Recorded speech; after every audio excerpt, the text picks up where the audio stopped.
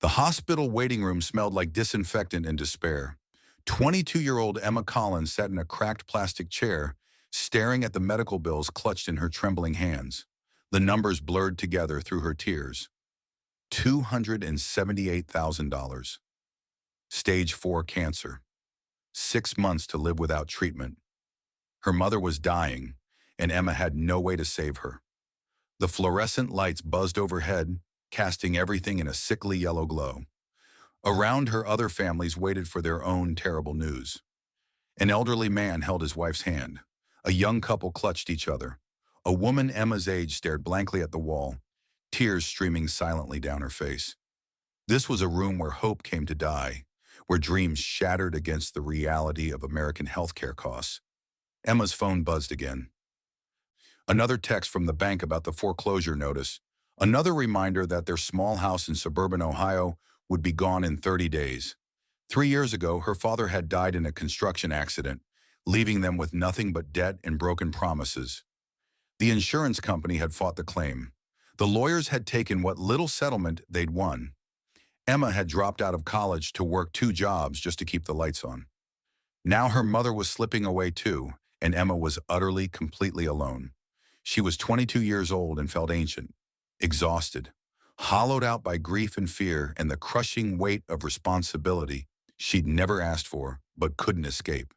She didn't know that in exactly 4 hours her entire life would change forever. She didn't know that a stranger would walk through her door with an offer that would make her question everything she believed about right and wrong, love and survival, sacrifice and redemption. She didn't know that desperation would lead her down a path she'd never imagined, to a life she'd never wanted, and ultimately to a love she'd never expected. But before we continue with Emma's story, if you're enjoying this narrative and want to see more emotional journeys like this one, please hit that subscribe button and turn on notifications. We're working hard to bring you 10,000 subscribers, and your support means everything to us. Your like, your comment, your share helps us create more stories about love, transformation, and second chances. Now let's find out what happens when desperation meets opportunity, when a virgin girl makes a choice that will change her life forever. Emma walked home through the rain, her shoes soaked through, her jacket doing nothing to keep out the November cold. The streets of her neighborhood looked different now, gray and faded, as if the color had been drained from the world the moment the doctor had delivered his verdict. Terminal, inoperable, untreatable, without funds they didn't have. She passed the coffee shop where she'd worked morning shifts for the past 2 years, past the library where she used to dream about finishing her degree, past the park where her father used to push her on the swings before the accident, before everything fell apart. Every familiar landmark felt like a ghost, a reminder of the normal life that had been stolen from her piece by piece. Emma climbed the steps to their tiny rental apartment, fumbling with keys that felt heavy as anchors. Her hands shook from cold and exhaustion and the bone-deep terror of knowing she was about to lose the only family she had left. Inside, her mother slept fitfully on the couch, too weak to make it to the bedroom. She'd lost so much weight in the past 6 months. Her skin had taken on a grayish pallor. Her breathing was shallow and labored. Emma covered her with an extra blanket, one of the few things they'd kept from their old house. She brushed a strand of hair from her mother's forehead, remembering when her mother had been strong and vibrant and full of life, when she'd worked as a nurse, helping other people's families, when she'd promised Emma that everything would be okay after Dad died, that they'd survive together. Now Emma was watching her mother die in slow motion, and there wasn't a damn thing she could do about it. She went to the kitchen to make tea she couldn't afford and wouldn't drink, just to have something to do with her hands, some small ritual of normalcy in a world that had become completely insane. That's when the knock came. 3 sharp raps that echoed through the apartment like gunshots. Emma's heart jumped. It was past 9 at night. Nobody came by this late. Debt collectors maybe, though they usually just left threatening letters. She opened the door to find a man in an expensive suit, the kind you see in magazines but never in real life. Charcoal gray, perfectly tailored, probably worth more than Emma made in 6 months. He was maybe 40, with silver at his temples and cold blue eyes that seemed to calculate her net worth in seconds. Behind him stood another man, Younger, maybe mid-30s, tall and imposing with dark hair and even darker eyes.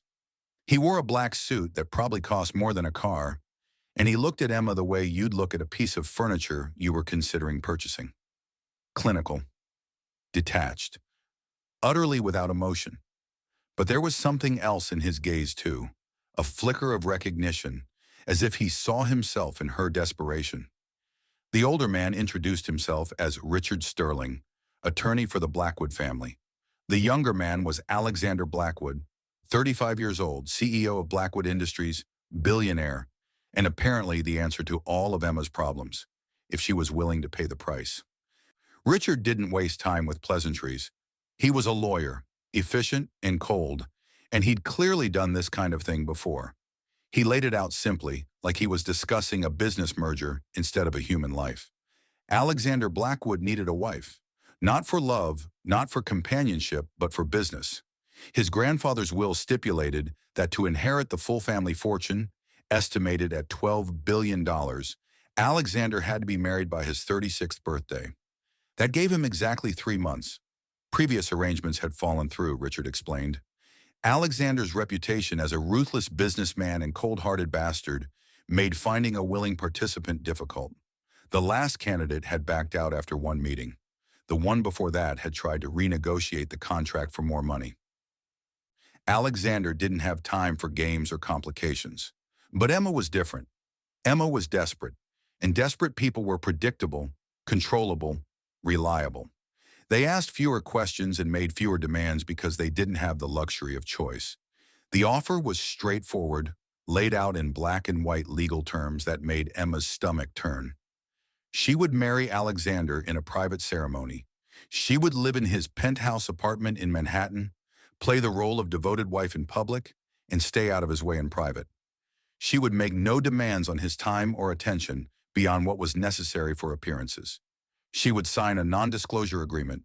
She would agree to a divorce after exactly 1 year.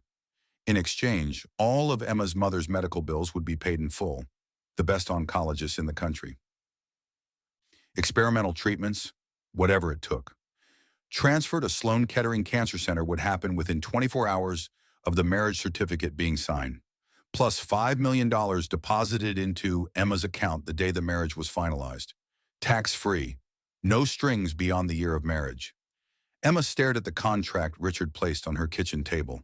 The pages swam before her eyes. This couldn't be real. Things like this didn't happen in real life. Billionaires didn't show up at rundown apartments offering millions of dollars for contract marriages. This was the plot of a romance novel, not reality. But the contract was real. The lawyer was real. And Alexander Blackwood stood in her tiny kitchen looking bored and impatient. Checking his phone like this was just another business transaction on a long list of things to accomplish today. Emma looked at her mother sleeping on the couch, her breathing shallow and labored.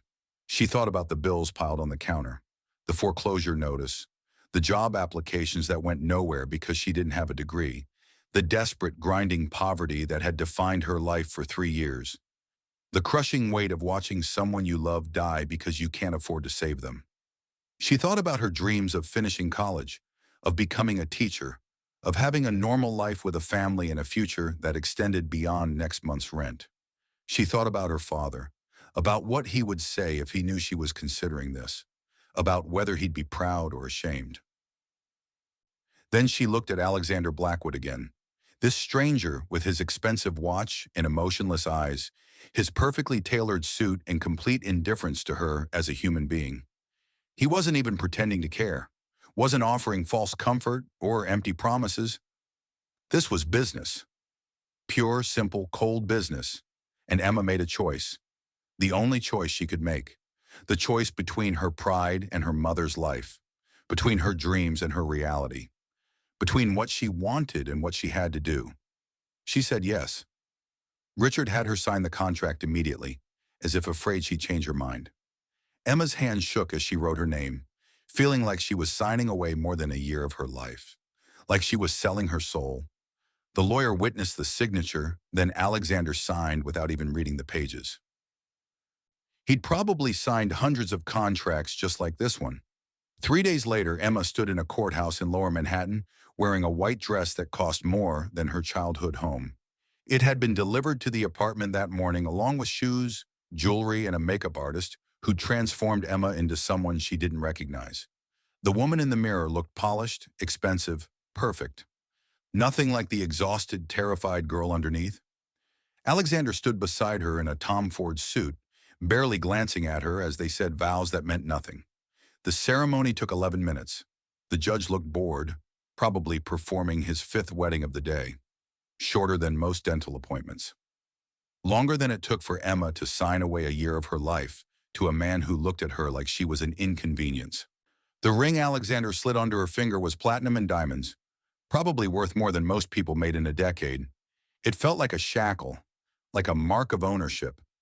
Emma's hand felt heavy with the weight of it, this beautiful, expensive symbol of the most unromantic arrangement imaginable. There were no guests, no family, no friends, just Richard the lawyer serving as witness, the bored judge, and two strangers promising to love and cherish each other while meaning absolutely none of it. When the judge pronounced them husband and wife, Alexander's kiss was perfunctory, barely a brush of lips that held no warmth or feeling. That night, Emma moved into Alexander's penthouse apartment on the Upper East Side. A driver had picked her up from her apartment, where she'd said goodbye to her mother. Her mother had been transferred to Sloan Kettering that morning, already surrounded by doctors and nurses and the kind of medical care Emma had only dreamed of. She'd held her mother's hand and promised it would be okay, promised she'd visit every day, promised she hadn't sold herself for nothing. Her mother had looked at her with tears in her eyes and thanked her for sacrificing herself, for being brave, for choosing life over pride. Emma had cried the whole drive to Manhattan. The penthouse was enormous, sterile, and cold. Floor-to-ceiling windows overlooked Central Park, offering a view that must have cost millions. The apartment itself was at least 5,000 square feet, all modern minimalism and expensive art. White walls, black furniture, no warmth or personality. It looked like a showroom, not a home. Like nobody actually lived here. Alexander showed her to her room, a guest suite on the opposite side of the apartment from his master bedroom. The room alone was bigger than her entire former apartment. Walk-in closet already filled with designer clothes in her exact size. King-size bed with Egyptian cotton sheets. Marble bathroom with a tub big enough to swim in. Everything she could possibly need, except the one thing she actually wanted, to go home. He laid out the rules in a tone that suggested he'd rehearsed this speech. She was not to enter his private spaces without permission. She was not to question his schedule or whereabouts. She was not to bring friends or family to the apartment without prior approval. She was not to develop feelings or expectations. This was a business arrangement, nothing more. They would attend social events together as needed, maintain the appearance of a happy marriage in public, and live completely separate lives in private. Then he left her alone in a room bigger than her entire former apartment, surrounded by luxuries she'd never wanted and couldn't enjoy. Emma sat on the edge of a bed that probably cost more than a car and cried until she had no tears left. She'd saved her mother's life, but she'd lost her own in the process. But at least her mother was alive. The next morning, Emma received a text from the hospital. Her mother had been assigned to Dr. Patricia Morrison, one of the leading oncologists in the world. Treatment protocols had been established. The first round of chemotherapy would begin that afternoon, using medications that had been impossible to access before. For the first time in months, there was actual hope. Emma told herself it was worth it. She told herself she could survive anything for 1 year. She told herself that Alexander Blackwood's contempt and indifference couldn't hurt her if she didn't let them, that she could live in this cold, beautiful prison and emerge intact on the other side. She was wrong on all 3 counts. The first month of marriage was hell. Alexander ignored her completely unless they were in public, where he played the role of devoted husband with practiced ease that suggested years of pretending to feel things he didn't. He would hold her hand at charity galas, his touch cold and impersonal, his fingers linked with hers like they were completing a business handshake. He would smile at her across restaurant tables while discussing business mergers with colleagues, his expression warm and affectionate for show, then completely blank the moment they were alone. He would kiss her cheek for photographers, his lips barely grazing her skin, pulling away immediately like her touch burned him. The cameras captured what looked like a loving couple.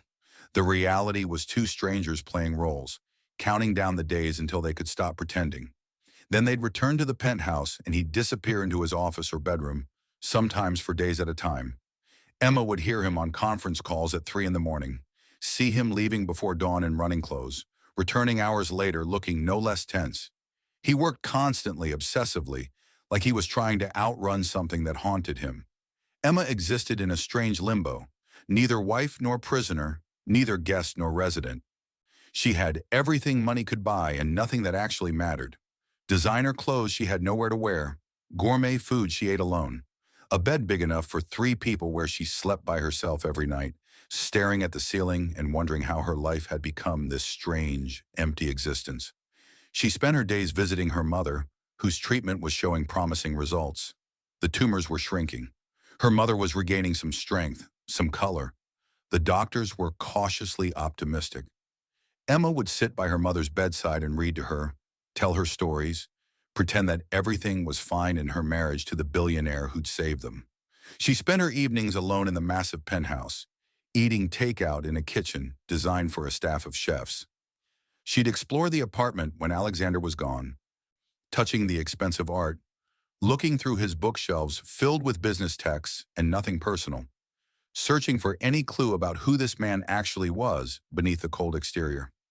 She spent her nights lying awake in expensive sheets, wondering how she'd ended up here, wondering if she'd made a terrible mistake, wondering if there was any version of this situation that didn't end with her broken and alone. Then came the night that changed everything. Emma woke at 2 in the morning to sounds coming from Alexander's side of the apartment, crashing, shouting, the unmistakable sound of something breaking, glass shattering against hardwood floors. She should have stayed in her room, should have followed the rules Alexander had so clearly established, should have pulled the covers over her head and pretended she heard nothing. But something in Alexander's voice, a raw pain she'd never heard before, made her move, made her get out of bed and pad across the cold floor in bare feet, made her violate every boundary he'd established, because something in that sound spoke to the part of her that couldn't ignore suffering, even in people who'd given her every reason to walk away. She found him in his home office and surrounded by broken glass and scattered papers. A bottle of whiskey sat on his desk, half empty. Alexander stood by the window, his shoulders shaking, his reflection ghostly in the glass overlooking the glittering Manhattan skyline. He'd removed his tie and jacket, shirt unbuttoned at the collar, hair disheveled. He looked nothing like the perfectly composed businessman who ignored her existence. Emma saw something she'd never seen before in this cold, calculating man. Tears. Alexander Blackwood, the billionaire who treated emotions like weaknesses and people like chess pieces, was crying. Not quiet tears, but harsh, racking sobs that shook his entire body. She should have left, should have pretended she'd seen nothing, should have respected his privacy and his obvious desire to suffer alone. But Emma had never been good at ignoring pain, even in people who'd given her every reason to walk away. She approached slowly, carefully, like you'd approach a wounded animal that might lash out. Alexander turned, and the look on his face was pure fury. How dare she intrude on his private moment? How dare she see him like this, vulnerable and broken and completely stripped of the armor he wore like a second skin? But beneath the anger, Emma saw something else. Fear, vulnerability. A desperate need for someone to see him as human, even as he tried to push her away. He told her to leave, ordered her in a voice that had made grown men submit, that had closed billion-dollar deals and destroyed competitors. But Emma stood her ground. She asked what happened, asked if he was okay, asked questions no one had bothered to ask Alexander Blackwood in years, maybe ever. And slowly, like ice cracking in spring, like a dam breaking after years of pressure, he broke. The story came out in fragments, disjointed pieces that Emma had to assemble like a puzzle. Alexander's younger brother, Marcus, had died 5 years ago in a car accident. Alexander had been driving. They'd been arguing about Alexander's obsession with work, his inability to connect with people, his transformation into the cold businessman their father had always wanted him to be. Marcus had been the warm one, the charming one, the one everyone loved. Alexander had been the serious one, the responsible one, the one who sacrificed everything for the family business.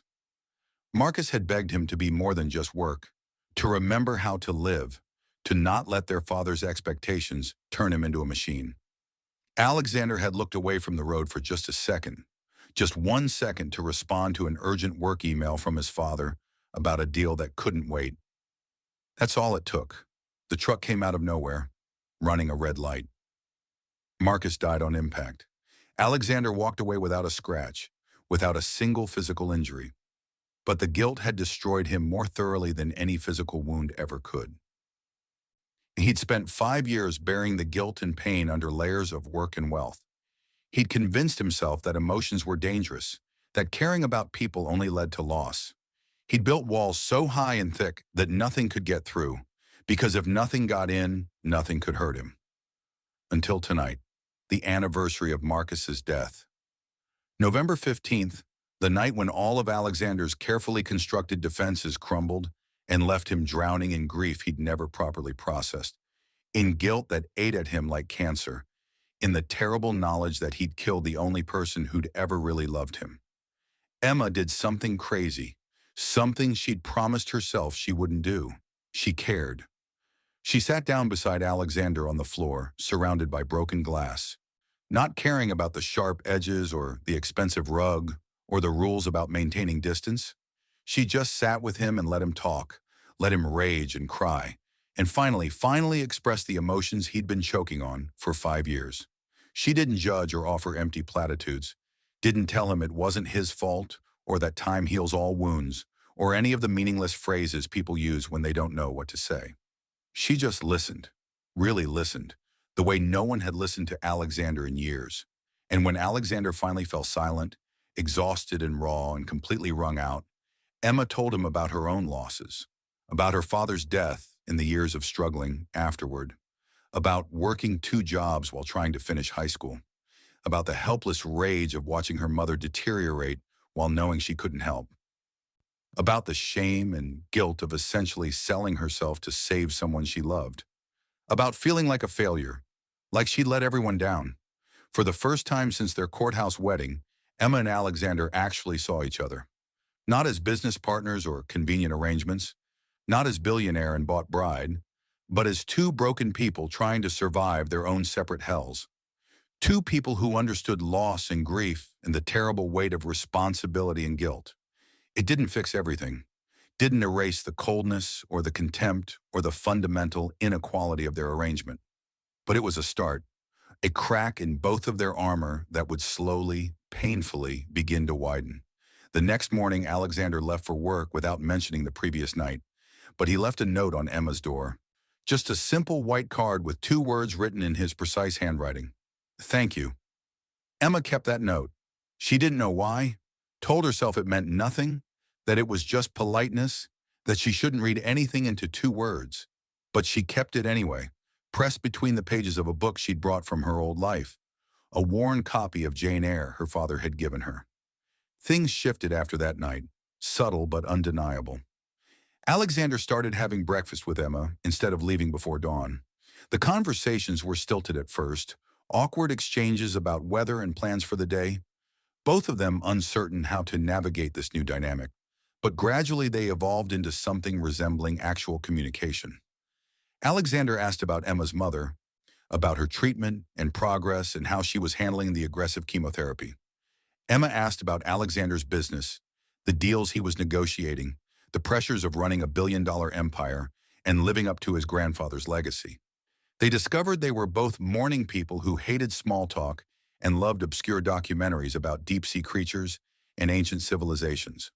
2 months into the marriage, Alexander came home early one evening to find Emma cooking in the massive kitchen. She'd made spaghetti carbonara, nothing fancy, just the simple recipe her father used to make on Sundays. But the apartment smelled like garlic and home, and something warm that had been missing from these sterile walls. Alexander stood in the doorway watching her, something unreadable in his expression. Emma felt his presence before she saw him, turned to find him staring at her with an intensity that made her breath catch. For a moment, neither of them spoke, and the air between them felt charged with possibility. Emma invited him to eat with her, expected him to refuse or make an excuse or retreat back to his office. But Alexander surprised her. He sat down at the kitchen island and ate pasta with her while they watched a documentary about deep-sea creatures. It was the most normal moment of Emma's life since signing the marriage contract, this simple act of sharing a meal like regular people instead of contract partners. It became a routine. Emma cooked. Alexander ate with her. They talked about everything except their arrangement, their contract, the ticking clock counting down to their divorce. They existed in a bubble where they could almost pretend to be a normal couple instead of two people trapped in a transaction. But reality has a way of intruding on fantasy, of shattering the illusions we build to protect ourselves from truth. 3 months into the marriage, Emma's mother's treatment hit a setback. The cancer had metastasized despite the aggressive therapy, spreading to her lymph nodes. The doctors were suggesting an experimental trial that showed promise, but came with significant risks, including the possibility of serious side effects or even hastening her death. Emma sat in the hospital conference room listening to words like probability and survival rates and acceptable losses, feeling like the world was tilting sideways. The doctors laid out the options with clinical precision. Continue current treatment with diminishing returns. Try the experimental protocol with unknown outcomes, or stop treatment altogether and focus on comfort care. Each choice felt impossible, each path leading to potential loss. She came home that night barely holding herself together, her composure cracking with each step. Alexander was working late, or so she thought, but when Emma walked into the penthouse, she found him in the living room waiting for her. He'd left work early, something he never did. He took one look at her face and knew something terrible had happened. Emma broke down completely. All the fear and exhaustion and desperate hope came pouring out in harsh, ugly sobs that shook her entire body. She told Alexander about the treatment options and the terrible choices ahead. She confessed her terror that she'd sold herself for nothing, that her mother would die anyway, and Emma would be left alone with nothing but her shame and regret and the memory of this year she'd spent in a gilded cage. Alexander did something that shocked them both. He held her, actually wrapped his arms around Emma and pulled her close, let her cry into his expensive shirt while he murmured that it would be okay, that they'd figure it out, that she wasn't alone in this. His embrace was warm and solid and real, the first genuine physical comfort Emma had felt in months. Then he made a phone call. Within 2 hours, 3 of the world's leading oncologists were on a video conference with Emma's mother's medical team, reviewing her case and discussing options. Alexander had called in favors from colleagues and connections across the globe, from hospitals in Switzerland and research facilities in Japan. He'd mobilized resources that most people couldn't even imagine existed. By morning, they had a new treatment plan, aggressive but with better odds than anything the original doctors had suggested. A combination of targeted therapy and immunotherapy that was showing remarkable results in trials. Expensive beyond belief, probably another $1 million in treatment costs, but Alexander didn't even blink when Emma mentioned the cost. He simply said it was handled and to focus on her mother, not on money. Emma looked at this man who'd bought her like property, who'd treated her with cold indifference for months, who'd made her feel like a burden and a business expense. And she saw something else. Someone who understood loss and pain on a fundamental level. Someone who was maybe, possibly, starting to care about more than just maintaining appearances. It terrified her more than anything else in this entire situation. 4 months into the marriage, Emma realized she was falling in love with her husband. It was the worst possible development, the one thing she'd promised herself wouldn't happen, the one boundary she'd been determined to maintain. But emotions don't follow contracts or obey logic or respect the walls we build to protect ourselves. She noticed everything about Alexander now. The way he took his coffee, black with 1 sugar, stirred exactly 3 times. The small scar on his left hand from a childhood accident involving a treehouse and his brother's reckless ideas. The way his entire face transformed on the rare occasions he genuinely smiled. How it made him look younger and lighter and almost happy. The careful distance he maintained even as he slowly, incrementally, led her closer. Emma caught herself looking forward to their dinners, their documentary nights, their increasingly frequent conversations that stretched late into the night. She caught herself wanting to tell him about her day, to hear about his meetings and deals and the corporate intrigue he navigated. She caught herself imagining what it would be like if this was real, if he actually loved her, if they had a future beyond the contract's expiration date. But it wasn't real. Couldn't be real. Because in 8 months, their contract would end. Emma would take her $5 million and her hopefully healthy mother and disappear from Alexander's life. He'd find someone else to marry for real, someone from his world who understood business and society and how to exist in spaces Emma would never fit. Someone sophisticated and polished and worthy of a billionaire's love. The thought hurt more than anything else about this entire situation. More than the initial coldness or the rigid rules or the fundamental inequality of their arrangement. Knowing that she'd fallen in love with someone who'd never, could never love her back. Who saw her as a temporary solution to a problem, not as a person worth keeping. 5 months into the marriage, Alexander kissed her. Not for photographers or appearances or maintaining their public image, but because he wanted to. They'd been arguing about something trivial. Emma couldn't even remember what. Maybe about her insistence on cooking when they had a chef on call, or his tendency to work 18-hour days. And suddenly Alexander was kissing her in the middle of the kitchen with the kind of intensity that stole breath and thought and reason. His hands framed her face, his touch gentle despite the fierce press of his lips. Emma felt her entire body respond, every nerve ending alive and singing. This was nothing like the perfunctory kisses for cameras. This was real, raw, desperate.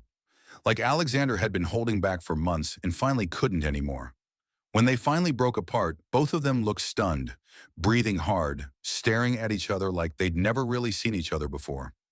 Alexander apologized immediately, said he'd crossed a line, broken their agreement, forgotten the terms of their arrangement. He started to leave, to retreat back behind his walls and his rules and his careful control. Emma stopped him, told him she didn't want an apology, told him she'd been wanting him to do that for weeks, told him the truth that scared her most, that this stopped being just business for her a long time ago, that she couldn't maintain the pretense of indifference anymore. Alexander looked at her like she was speaking a foreign language, like the concept of someone genuinely caring about him was incomprehensible. He asked why. Why would she develop feelings for someone who'd essentially bought her? Why would she want anything beyond their contract?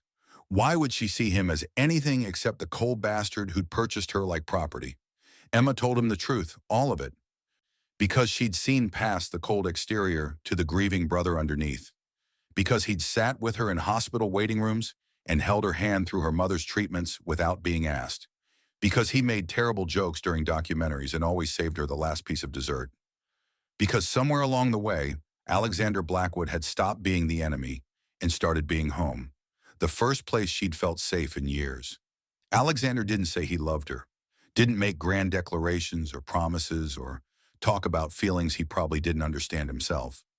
But he kissed her again, softer this time, like she was something precious he was afraid to break. And that night, for the first time since their wedding, Emma didn't sleep alone. She woke in Alexander's bed, in his arms, feeling more vulnerable and terrified than she'd ever felt in her life. Because this changed everything. This made the ending hurt so much more. This gave her hope for something that couldn't possibly last beyond the contract's expiration date. The next few months were complicated, a strange dance between contract and relationship. Emma and Alexander existed in a liminal space, neither fully together nor truly apart. They never discussed what was happening between them or what it meant. Never labeled it or defined boundaries or talked about the future. They just let it unfold, day by day, night by night, both of them afraid to examine it too closely for fear of breaking the fragile thing growing between them. Alexander started working from home more often, taking calls from his home office so he could see Emma during the day. Started planning his schedule around Emma's hospital visits so he could drive her there and back. Started holding her hand in private, not just in public, touching her casually throughout the day like it was natural and necessary. Started looking at her with something that looked dangerously like love, though he never said the words. Emma's mother's health improved dramatically through the fall. The experimental treatment was working better than anyone had dared hope. She was regaining strength, regaining color, regaining life. Her hair was growing back. She could walk without assistance. The cancer markers in her blood were dropping steadily. She asked Emma about her marriage, about Alexander, about whether this arrangement had become something real. Emma didn't know how to answer. She wanted to believe it was real. Wanted to believe that Alexander's touches and kisses and quiet moments meant what her heart insisted they meant. But she was terrified of being wrong. Terrified that when the contract ended, so would everything else. Terrified that she was building a fantasy that would shatter and leave her more broken than before. Then came the night that nearly destroyed everything, that almost ended their story before it could truly begin. 8 months into the marriage, Emma overheard Alexander on a phone call. She wasn't trying to eavesdrop, wasn't spying or sneaking. She'd come home early from the hospital where her mother was now strong enough for day visits, and heard his voice from the office.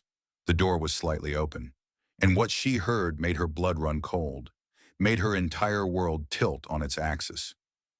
Alexander was discussing the end of their contract with his lawyer Richard, talking about the divorce proceedings that would begin in 4 months, reviewing the final payment terms and separation agreements.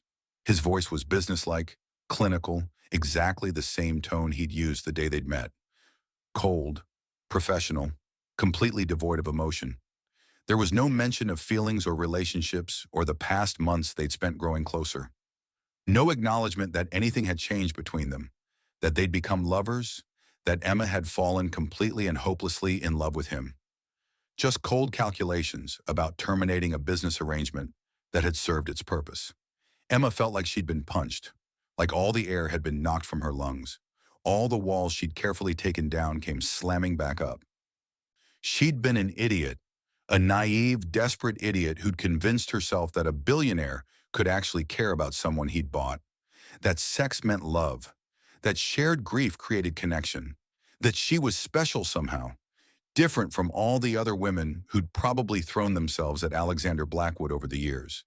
She left before Alexander could find her, before he could see her face and know she'd overheard. Went to the hospital and sat with her mother, who was sleeping peacefully for the first time in months, her breathing deep and even. Emma stared at her mother's face, now regaining the fullness that illness had stolen, and tried to convince herself that this was enough, that saving her mother's life was worth her own broken heart, that she'd made the right choice 8 months ago, and the cost was acceptable. It didn't work. Her heart was shattered, and no amount of rational thinking could change that fact. Emma returned to the penthouse late that night, planning to retreat to her old room and avoid Alexander until she could rebuild her defenses, until she could remember how to be the bought bride who didn't care. But he was waiting in the living room, worry evident on his face. He'd been calling her for hours, increasingly frantic messages filling her phone. Alexander asked where she'd been, asked if everything was okay with her mother, reached for her with concern and something deeper in his eyes, and something that looked almost like fear. And Emma lost it. All the hurt and anger and betrayal came pouring out in a torrent of words she couldn't stop. She told him she'd heard his phone call. Told him she knew he was already planning their divorce, already treating the end of their marriage like another business transaction to be efficiently managed. She accused him of using her, of taking advantage of her feelings while keeping his own locked away, of making her fall in love with him while never intending to stay. She said everything she'd been holding back for months, every fear and hurt and broken hope. Alexander listened in silence, his face becoming more closed with each word, the walls slamming back into place. When Emma finally ran out of steam, exhausted and empty, he asked one question. Did she really think that's all this was to him? Did she really believe he was that cold, that calculating, that heartless? Emma said yes, because what else was she supposed to think? He'd never said he loved her. Never talked about their future beyond the contract. Never given her any reason to believe this was anything except a temporary arrangement that happened to include sex and some shared dinners. Never promised her anything real or permanent. Alexander's face hardened into the cold mask she remembered from their first meeting, the billionaire businessman who felt nothing. He said she was right. Their contract ended in 4 months. Maybe it was better to start separating now, to rebuild the walls, to remember what this really was before anyone got more hurt, before this got more complicated. He walked away, leaving Emma standing alone in the massive living room, surrounded by luxury that felt more like a prison than ever before. She'd been right. She'd been completely, devastatingly right about him being unable to love. And somehow that made everything worse, made the pain cut deeper than if she'd been wrong. The next 3 weeks were terrible, the worst Emma had experienced since her father's death. Emma and Alexander barely spoke beyond what was necessary for public appearances. They slept in separate rooms again, the distance between them more vast than the physical space. They ate meals alone. They existed in the same space but might as well have been on different planets. Emma threw herself into caring for her mother, who was now strong enough to leave the hospital entirely and move into a rehabilitation facility. She avoided the penthouse as much as possible, sometimes staying overnight at the facility. She started looking at apartments she could afford with her settlement money, planning for a life after Alexander. After this year ended and she was free again, Alexander buried himself in work, staying at the office until obscene hours, traveling for business more than necessary. Tokyo, London, Dubai. When he was at the penthouse, he was a ghost. Silent and distant and thoroughly back behind the walls Emma had once thought she'd broken through, had once believed she'd reached past. It was Emma's mother who finally intervened, who refused to let them destroy what they'd built. She called Emma to the rehabilitation center one afternoon and asked what the hell was going on. Emma's mother had spent months watching her daughter's face transform from miserable to glowing and back to miserable again. She demanded the truth, demanded to know why Emma looked like someone had died. Emma told her everything, the whole messy story. About falling in love with Alexander, about thinking he might feel the same, about the phone call and the fight and the cold distance that had settled between them since, about feeling like an idiot for believing that this business arrangement could become something real, that she could be worth loving, that fairy tales could happen to girls like her. Her mother listened quietly, the way she'd listened to Emma's problems all her life. Then she asked Emma one simple question. Had she actually asked Alexander how he felt? Or had she just assumed based on a phone call taken out of context and his inability to express emotions like a normal human being? Emma admitted she hadn't asked, had been too hurt and angry and scared to actually have that conversation, had let her own fears and insecurities make decisions instead of facing the truth, whatever it might be, had assumed the worst instead of hoping for the best. Her mother told her something important, words Emma needed to hear. The people we love most are the ones who can hurt us deepest, not because they want to, but because we give them the power. And sometimes the bravest thing we can do is risk that pain for the possibility of something real. Risk heartbreak for the chance at love. Risk everything for someone worth keeping. Emma went home that night determined to be brave, to actually talk to Alexander instead of running away, to find out the truth even if it destroyed her, even if it confirmed her worst fears, because not knowing was worse than any truth could be. She found him in his office, staring at his computer screen without really seeing it, his face drawn and exhausted. He looked like he hadn't slept in days, looked miserable in a way that gave Emma hope, even as it broke her heart, because people who didn't care didn't look like that. Emma asked if they could talk, really talk, not argue or accuse or hide behind walls and hurt feelings. Just be honest about what was happening between them and what they both wanted from whatever this had become. Alexander agreed, though he looked like he was preparing for an execution, for another conversation that would end in pain and distance. They sat down in the living room, maintaining careful space between them, both of them scared of what came next but unable to avoid it any longer. Emma went first because she'd always been braver than she thought, stronger than circumstances had forced her to be. She apologized for jumping to conclusions about the phone call. Apologized for letting fear dictate her reactions instead of trusting in what they'd built. Then she told him the complete truth, held nothing back, that she'd fallen in love with him, that the past months had been the happiest of her life despite their complicated beginning, that she didn't want their marriage to end when the contract expired, that she wanted something real and permanent and messy and complicated, that she wanted him, not his money or his penthouse or his name, but the man underneath all that armor and wealth. She told him that if he didn't feel the same, she'd understand. She'd honor their agreement and leave in 4 months as planned. Take her money and her mother and disappear from his life. But she needed to know, needed to hear from him whether this was real or if she'd been imagining everything, building castles from nothing.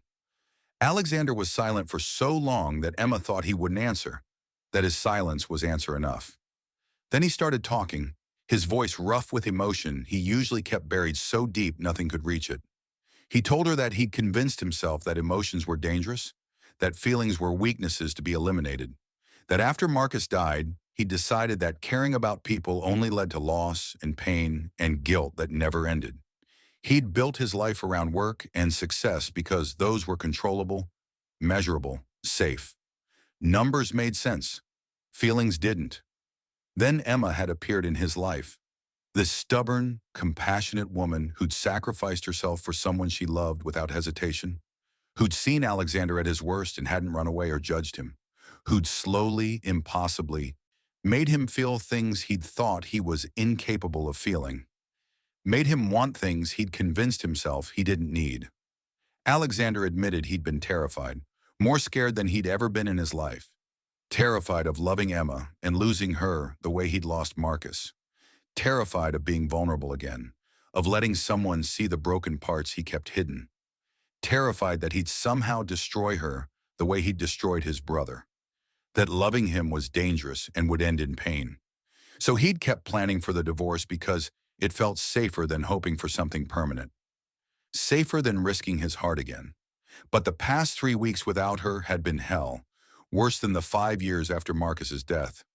He'd realized that trying to protect himself from loss meant guaranteeing it, that pushing Emma away hurt more than any risk of letting her stay, that life without her wasn't life at all, just existence. Then Alexander said the words Emma had stopped believing she'd ever hear, words that changed everything. I love you. I don't know how to do this. Don't know how to be what you need. Don't know how to express emotions or be vulnerable or do any of the things normal people do. But I love you and I don't want you to leave, and I'll spend the rest of my life proving that you weren't wrong to give me a chance. Emma crossed the space between them and kissed him like her life depended on it, like he was air and water and everything necessary for survival.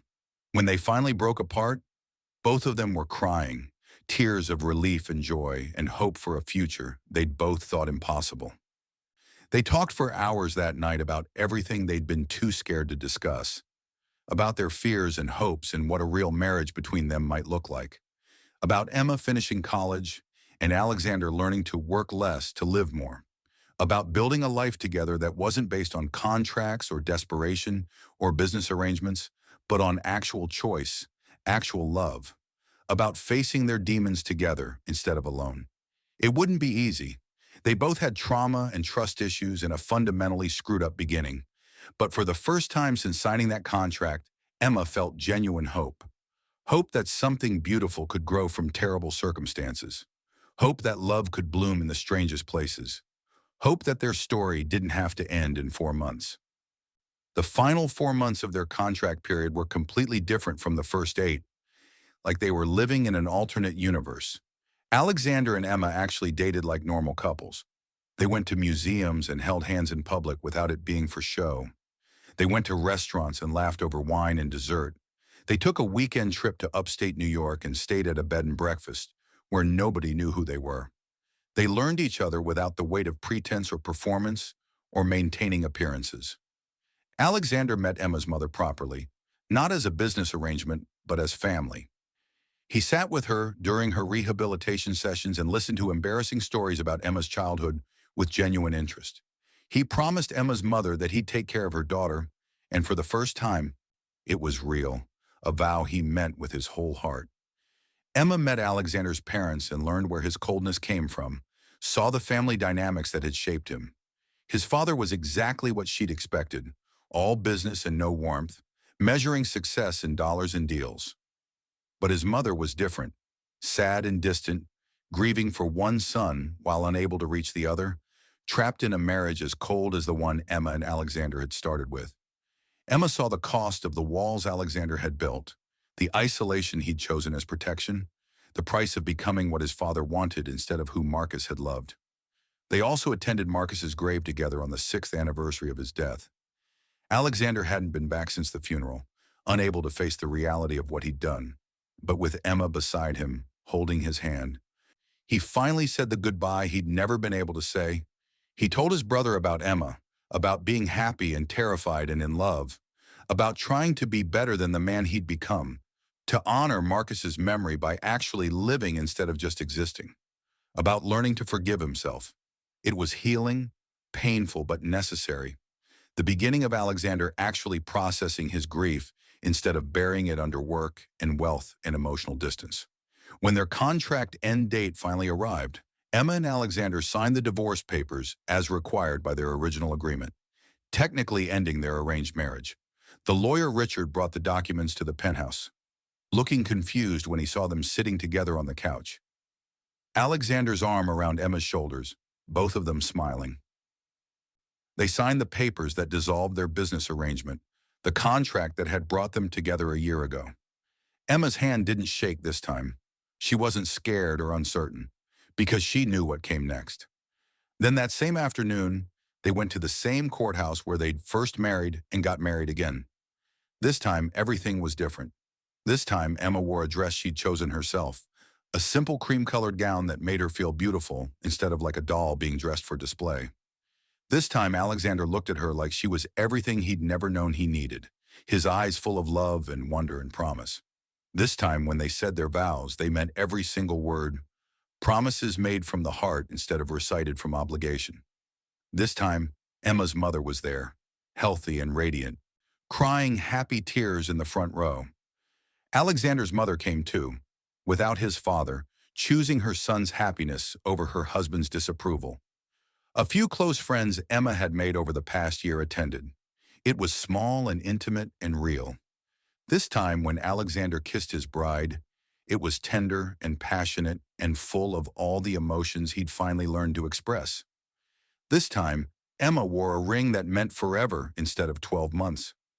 This time, they exchanged vows they'd written themselves, promising to love and cherish and fight for each other through whatever came next. This time, it was real. Completely, beautifully, impossibly real. 2 years later, Emma graduated from Columbia University with a degree in education, summa cum laude. Alexander was in the front row, cheering louder than anyone else, looking like a proud husband instead of the cold businessman the world knew. Emma's mother was there too, healthy and thriving, the cancer in complete remission for over 2 years now.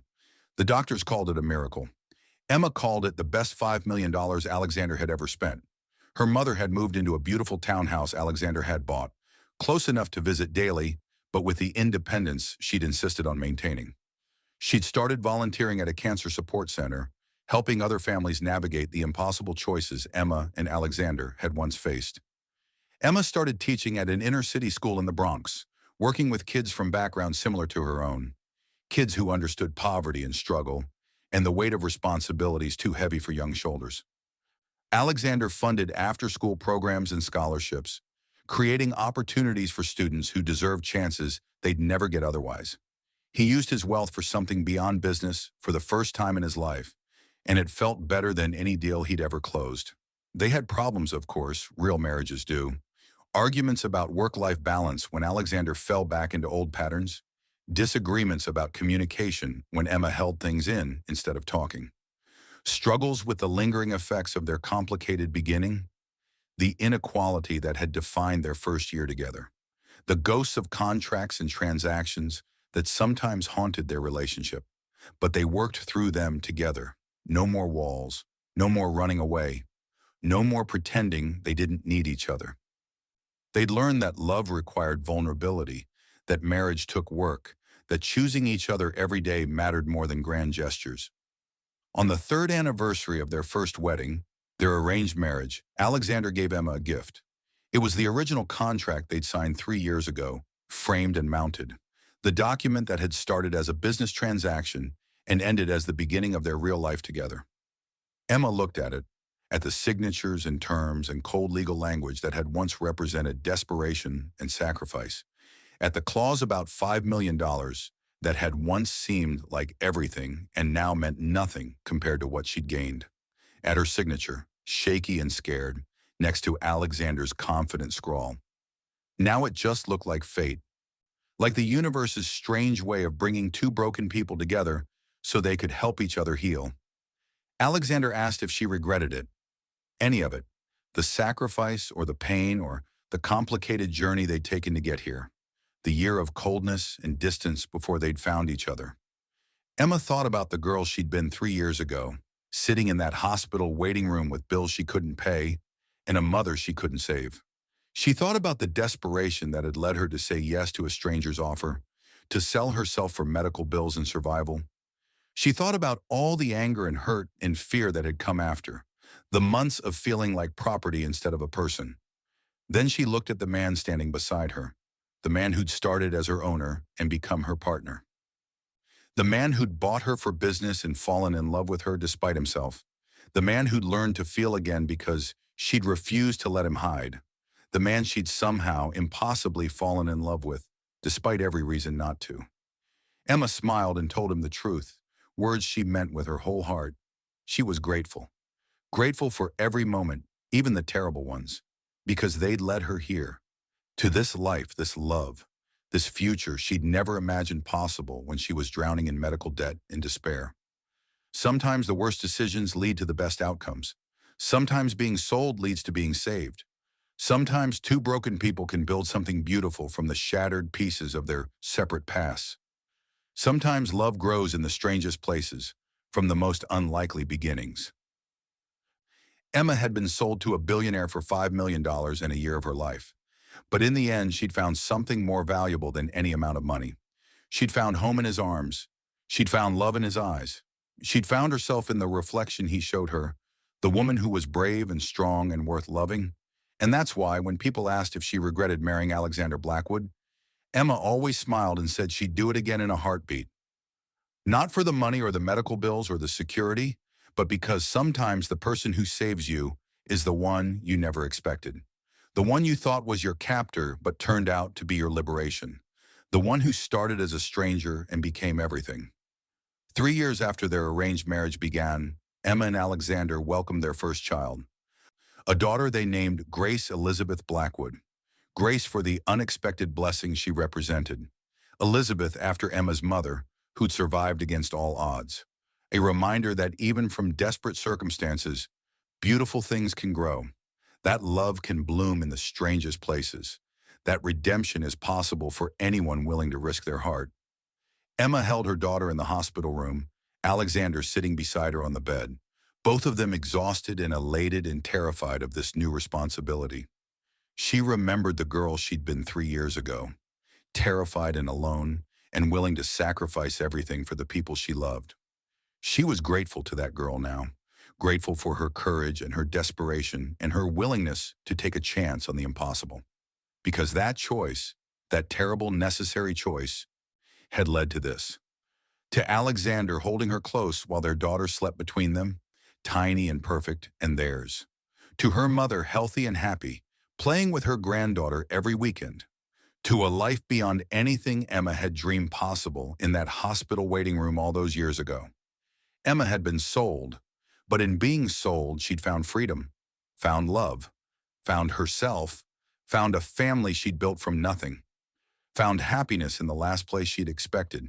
And in the end, that made her the richest person in the world, wealthy in ways that had nothing to do with bank accounts or penthouses or designer clothes. Alexander leaned over and kissed her forehead, his touch gentle and reverent. He looked at their daughter with wonder in his eyes, this man who'd once believed he was incapable of love. He'd told Emma once that she'd saved him, but she thought they'd saved each other, two broken people becoming whole together. Grace stirred in her sleep, her tiny hand grasping Emma's finger with surprising strength.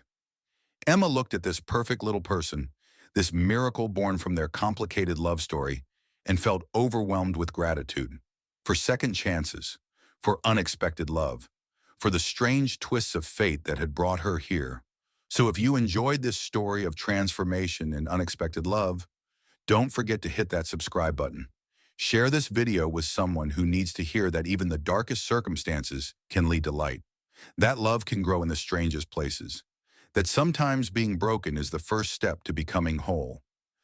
That fairy tales can happen to anyone brave enough to risk everything for love. Because Emma and Alexander's story isn't just about a business arrangement that became real. It's about two people who learned that vulnerability isn't weakness. That letting someone in is terrifying but necessary. That the walls we build to protect ourselves often become the prisons that trap us. That love requires courage, requires risk, requires the willingness to be hurt in exchange for the possibility of happiness. It's about a virgin girl who was sold to a billionaire and ended up grateful. Not because of the money or the lifestyle or the luxury that now surrounded her, but because she found something infinitely more valuable. She found a partner who saw her worth beyond her price tag. She found love in the last place she expected, in the arms of the man who'd bought her. She found home in a penthouse that had once felt like a prison. She found family in places she'd never imagined. And isn't that what we all want deep down? To be seen for who we really are, to be valued beyond what we can provide, to find someone who looks past our circumstances to the person underneath, to build something real from the broken pieces of our lives, to love and be loved in return, completely and without reservation. Emma's story proves it's possible, that transformation is real, that fairy tales can grow from nightmares, that sometimes you have to lose yourself to find who you were meant to be, that the person who seems like your enemy might actually be your salvation, that the worst day of your life might lead to the best decision you ever made. So thank you for watching Emma and Alexander's journey from contract to love, from strangers to soulmates. Thank you for being part of this community that believes in second chances and unexpected love. And remember, your story isn't over yet. No matter how dark things seem, no matter how desperate your circumstances, there's always hope for transformation, always possibility for love, always a chance that the next choice you make could change everything forever. Emma was sold to a billionaire and found gratitude in the most unexpected place. She found love where she expected only coldness. She found family where she felt alone. She found herself in the eyes of a man who learned to love because of her. What will your story become? Where will your choices lead? What transformation is waiting on the other side of your fear and desperation? What love story is waiting to be written in your life? The only way to find out is to be brave enough to take that first step, like Emma did, to say yes to the impossible, to risk your heart for the chance at something real, to believe that even from the darkest circumstances, light can emerge, to trust that sometimes the worst situations lead to the best outcomes, to have faith that love can find you anywhere, even in the most unlikely places. Just like Emma did, just like Alexander did, just like anyone who's ever transformed their life from rags to riches, from broken to whole, from alone to loved, from despair to hope, from contracts to forever. That's the end of Emma and Alexander's story. A love story that started with a business transaction and ended with everything money can't buy. But maybe, just maybe, it's the beginning of yours. Maybe you're sitting where Emma once sat, desperate and scared and facing impossible choices. Maybe you're standing where Alexander stood, closed off and afraid to feel, convinced that love is dangerous. Whoever you are, wherever you are in your journey, remember this: transformation is possible. Love is real. Second chances exist. And sometimes the best things in life come from the choices we make when we're at our lowest, when we're desperate enough to take risks we'd never normally take. Emma was sold, but in the end, she was saved by love, by courage, by the willingness to see beyond the surface to the broken man underneath, by the choice to forgive, to hope, to believe in something better. And that's why her story matters.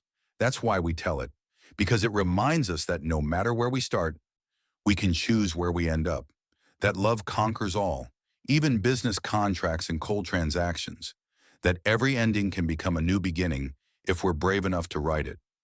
This is Emma and Alexander's Happily Ever After. What will yours be?